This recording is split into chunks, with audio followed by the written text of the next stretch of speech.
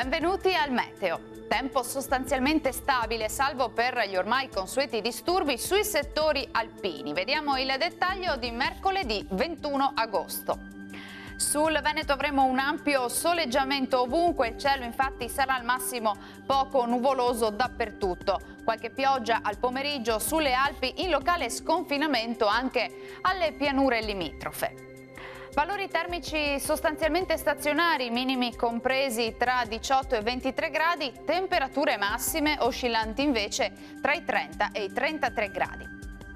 Sarà asciutto e stabile anche sul Friuli Venezia Giulia, la giornata sarà decisamente soleggiata, tuttavia non si escludono dei rovesci sui rilievi a partire dalle ore pomeridiane.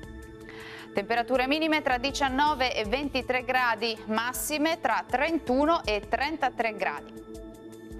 E il tempo sarà spiccatamente instabile sul Trentino Alto Adige. Avremo infatti qualche precipitazione temporalesca a carattere sparso durante tutto il corso della giornata.